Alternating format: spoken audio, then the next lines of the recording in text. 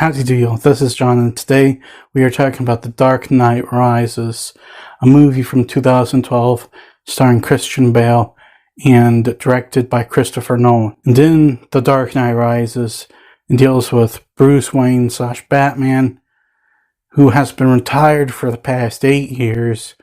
However, all of a sudden, he is called back to action when this mercenary named Bane arrives in Gotham, and Bane is causing all kinds of problems. However, Bane is a foe that Batman has never taken on before, in more ways than one. Now the question is can he properly defeat Bane, or will he finally have met his match? The Dark Knight Rises is the concluding chapter to the Dark Knight trilogy, which means that my trilogy of reviews has now come to an end with this video.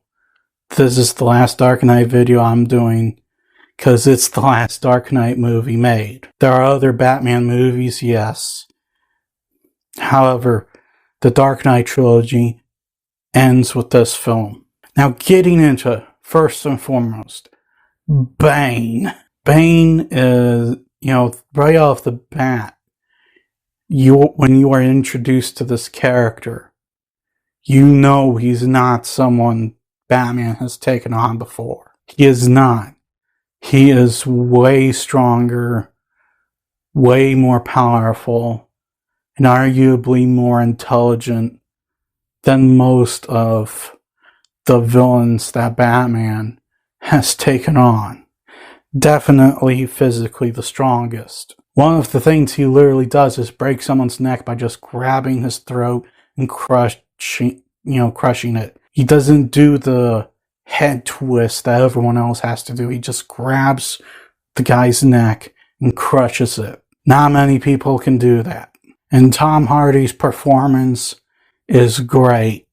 Now I know it's a controversial casting decision. I understand that.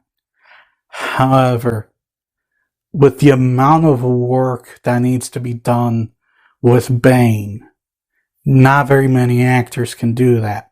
Tom Hardy's one of the few, because Bane's heavily, dependent on eye work, because you don't see most of his face. Most of his face is covered by a mask. You have to be able to tell what this character's emotions are, what his thoughts are, through just his, the look in his eyes. And Tom Hardy really clocks into work doing that. Christian Bale's as great as ever. Someone who I've kind of neglected to talk about is Gary Oldman as Jim Gordon. Gary Oldman is definitely one of the best actors to ever portray Jim Gordon. And just like Tom Hardy, he clocks into work in this film. He's always done a very good job as Jim Gordon. However, I do think that Dark Knight Rises has his best performance as this character. There's a lot more than that Jim Gordon needs to do in this film, and never once did it seem like Gary Oldman was just phoning it in, just wanting another big paycheck or something like that. It definitely felt like he wanted to be in this movie and play this character, to an extreme degree. And also Michael Caine as Alfred Pennyworth. Michael Caine is just one of the best actors to ever grace the big screen, period, end of discussion. And I don't know if he was just, here for a paycheck or something like that. But he's always been, great as Alfred Pennyworth. And this movie, no different. And even though he has less screen time, an argument can be made he does a bit more than in the previous 2 Batman movies. And also, I need to talk about what they do with Bruce Wayne here. He has been retired for 8 years. And dude's just not ready to take on someone like Bane. He's just not ready for it. However, does he have a choice? Not really. The only other person who, understands how much of a threat Bane is Jim Gordon. And no one else is listening to him. So it's kind of a situation where he has no choice. He has to don the cape and cowl and get back to work as quick as possible. Now, in terms of the story of the movie, it's a really intense story. You have Bane, who's going around. He's killing people. He's stealing, money. And he's causing all kinds of terrorist threats. And on top of that, he is trying to lead a revolution to free the people of Gotham from the oppressive institutes. He's more than just a mercenary and a terrorist. He's a complete warlord.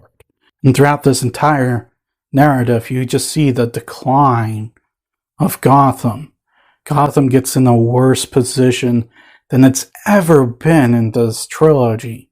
And it's because of the work of Bane. You see the decline of Gotham through the eyes of the people living there, through the eyes of Jim Gordon, through the eyes of Catwoman.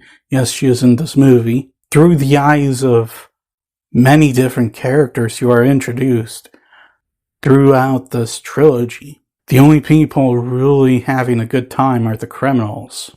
Now, how are the visuals? Dark Knight Rises is definitely, from a visual perspective, arguably the best looking movie of the three. The special effects are really good. The miniature and model work, that's just great. CGI is not bad as well. And like I said, it's probably the best looking film of the three. Music, I've said this before with the first two, and I'll say it again here.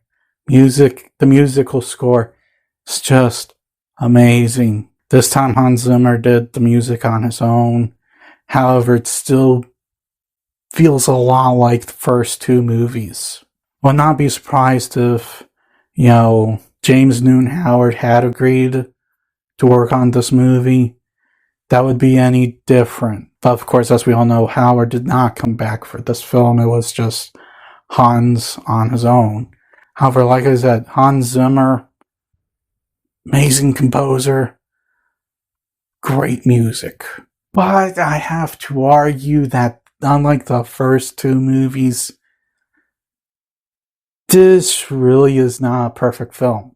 Christopher Nolan unfortunately made some mistakes on this movie, one of which involves the subplot to make, Bruce Wayne go broke.